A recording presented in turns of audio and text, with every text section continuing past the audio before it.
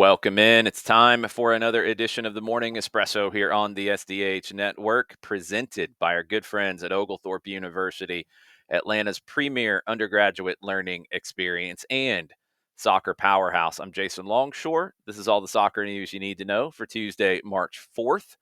And the main thing you need to know is Champions League in Europe and in Concacaf. Round of 16 starts today. Let's bounce through it fairly quickly to get you ready for the games today and tomorrow.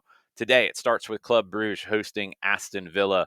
This is an Aston Villa team that has been bad on the road, 2 wins in their last 12. Club Brugge, they beat Aston Villa 1-0 in November at home and eliminated Atalanta in the playoffs. Aston Villa, though, spent a lot of money in January. We'll see how it comes together for the Villains.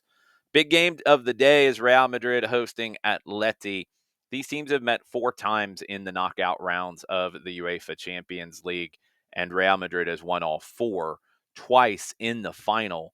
Sergio Ramos' 93rd minute header in 2014. That's why he wears number 93 now for Monterrey. Heartbreaking for Diego Simeone. This is a real big statement opportunity for El Cholo. Go and watch how he reacted to Conor Gallagher's late series of tackles, both in the same sequence. Goes flying into a couple different tackles late in the game for Atleti over the weekend. Simeone celebrating like it's a goal. He loves El Pitbull, Gallagher. And it's why they went out and spent money to bring in Gallagher. It's why they went out also to spend money to bring in Julian Alvarez in the summer, along with other options too. Atleti spent a ton of money in the summer to be on the same platform as Real Madrid, not to just come in and be an underdog and sit back and defend, but to be on the same level. I talk about what I love in the game and styles of play that I love. And look, Atleti and Diego Simeone hasn't always been my favorite, but you got to respect it, and you got to respect the work that he's done. Is this the time for them to get past Real Madrid in El Derbi? We'll see. This is not going to be an easy one, but Atleti is maybe better prepared to do it than any other time in their history. PSV hosting Arsenal. Arsenal have won 4 straight in the Champions League. PSV are coming into this one with only 1 clean sheet in 10 Champions League matches. Arsenal's throwing everything at Champions League. Premier League probably out of reach. This is their biggest opportunity. That's their last opportunity for anything this season in terms of trophies. They finished 3rd in the league phase behind Barcelona and Liverpool. PSV beat Liverpool in the league phase, giving Liverpool their only loss. They got past Juventus in the playoffs in extra time in the last round. Borussia Dortmund, the biggest favorite on the day. They're hosting Lille, but Lille is a team that beat Madrid and beat Atleti. They did the Madrid double in the league phase. It won't be easy for Dortmund, even if the odds makers say that they have the best chance of winning out of the home teams today. Let's go to tomorrow's games in Europe. Feyenoord hosting Inter. Robin van Persie in charge now at Feyenoord. He got a little bit of a break from the Dutch FA. Feyenoord won't play in the weekend in the Eredivisie. They need it. They have a ton of injuries at the moment. Not sure what Robin van Persie is going to have to work with tomorrow against Inter, but he'll need that break on the weekend in a big way. 3 other big games on Wednesday. PSG hosting Liverpool. PSG's won their last 10 in a row in all competitions, and they're even better in the attack without Kylian Mbappe, without Lionel Messi, without Neymar. They're more collective. Luis Enrique has a group that I think he's molded into a really dangerous team, a little bit under the radar, but extremely dangerous. Liverpool, even as good of a year as they've had, won't be easy for them in Paris on Wednesday. Let's go to Germany. Bayern Munich and Bayer Leverkusen. The story right now is about Joshua Kimmich, who's out of contract in the summer.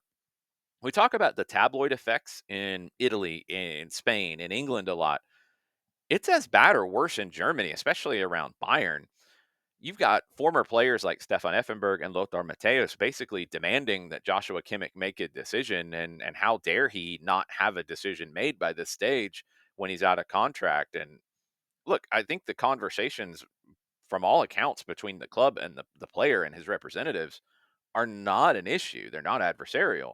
They're going to have to make a decision, but there's not conflict there. There's conflict in the tabloids. So we'll see if that's a distraction for Bayern Munich in this one against Bayer Leverkusen. Doesn't sound like it will be on the player side, and I don't think it's going to be internally on the Bayern side, but we'll find out, won't we, on Wednesday. Benfica hosting Barcelona in the other game on Wednesday. Going to be a fun one here. Great match last time these two teams met. Gavi is the question mark for the Blaugrana. He's been out lately with illness, might not be back in time for this match. Let's go to Concacaf. The Concacaf Champions League round of 16 starts today in Ohio. Cincinnati hosting Tigres. Cincinnati has gotten goals in their first 3 games from Kevin Denke, the big $16 million signing. They were eliminated in the round of 16 last year, trying to go one better this time around. They're facing a team in Tigres that's third in Liga MX, but as we talked about yesterday, fired their manager Velko Paunovic, and Guido Pizarro will be going from playing on Saturday to managing the team today. See how that goes. LAFC and Columbus is another match today. Huge game and it becoming a very interesting rivalry in MLS. Both teams are perfect to start the 2025 MLS season. LAFC and Columbus, the last 3 times they've met, Columbus has won. 2 of them in finals, the 2023 MLS Cup final, the 2024 Leagues Cup final.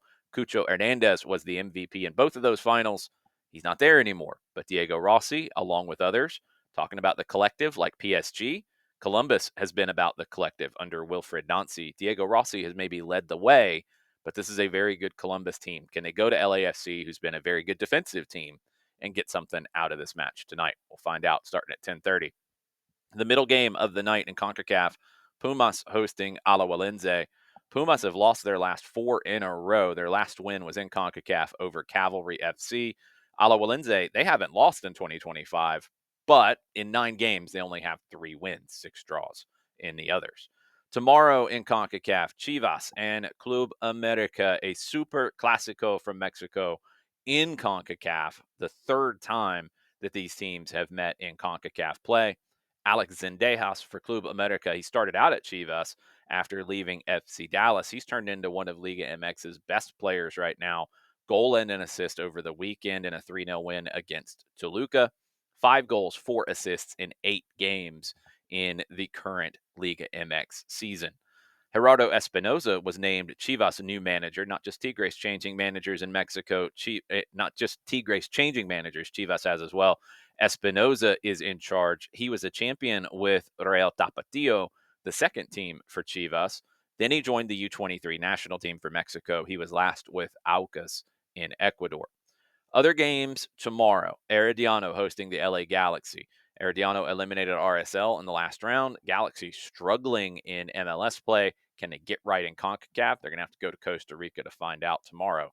Seattle and Cruz Azul, that is tomorrow night as well. Cruz Azul only 1 loss in 2025. That was on the road at Tigres. But the attack hasn't really been hitting on all cylinders for Cruz Azul lately. 4 goals in their last 4 games, 1 in each. Seattle, they lost on Saturday in Utah against RSL. Our old friend Yorgos Yakimakis, now with Cruz Azul, 2 goals so far in the Clausura. Vancouver and Monterrey, this might be the sneaky best matchup of the round of 16 in CONCACAF. Monterrey's attack, they've been explosive lately. 3+ goals in 3 of their last 4 games. The other one was a 1-0 loss on the road at Mazatlan. Vancouver, they've won their last 3 in a row. They've scored at least twice in all of them. That game will be at BC Place on Wednesday. Thursday, Miami hosting Cavalier FC. Keep this in mind about the Jamaican side. Matches in the Jamaican Premier League were postponed over the weekend. Unpaid wages to the referees. The reason for that, the Jamaica Observer learned that close to 50 referees have not been paid since the start of 2025. Other news on this edition of the Morning Espresso, the inaugural Women's Club World Cup set for 2026 with 16 teams. That could be delayed. It might be a 4-team version in 2026 to get something on the books. But FIFA's going to have to figure out the calendar here with these kinds of competitions because you've got the Men's Club World Cup in 2025. You've got the Men's World Cup in 2026. You've got the Women's World Cup in 2027. Where do you want to put this in the calendar so it can breathe, so it can have its own space? Be curious what FIFA comes up with. NWSL 16th team is Denver. They're asking their fans to vote on the club name via a poll. Your options: Denver Peak FC, Denver Gold FC, Colorado 14ers FC, Denver Elevate FC, Colorado Summit FC, and Denver FC. Very simple. We'll see which one wins the poll. Cindy Parlow Cone will seek re-election for a second full term as U.S. Soccer president. First female president in the history of U.S. Soccer since it was founded in 1913. A lot of endorsements. She had a lot in 2022. She still has a lot here. Not sure if anyone will challenge her in 2026. She's done an amazing job. When you look back at where U.S. Soccer was when she came in 2022 to now, it is night and day. She has been a huge unifying force for soccer in this country, and we'll see if anyone thinks they can do a better job. I'm not sure if that's possible at the moment. Cindy Parlow Cone has been outstanding in her role, and she will seek re-election for another term. I'll leave you with this on this edition of the Morning Espresso. Go to your social media platform of choice. Type in Lisbeth Ovalle. Go find this goal from last night. She plays for Tigres in Liga MX Femenil. Jenny Hermoso with a cross. Ovalle with the goal. It's very rare at this point that you see goals that you've never really seen before. You don't have a basis of comparison. Add this one to the list. It's insane, the acrobatic flick that you get from Ovalle here. Go find it. Incredible goal late in the game to help Tigres find 3 points in that one. That's going to do it for this edition of the Morning Espresso. No espresso tomorrow. You can go and listen to my show from tonight, Atlanta Soccer Tonight, on 92.9 The Game and the Odyssey app. You can listen to it on demand wherever you get your Off the Woodwork podcasts from 92.9 The Game. That'll tide you over until Thursday when I'm back on the SDH Network with more Morning Espresso.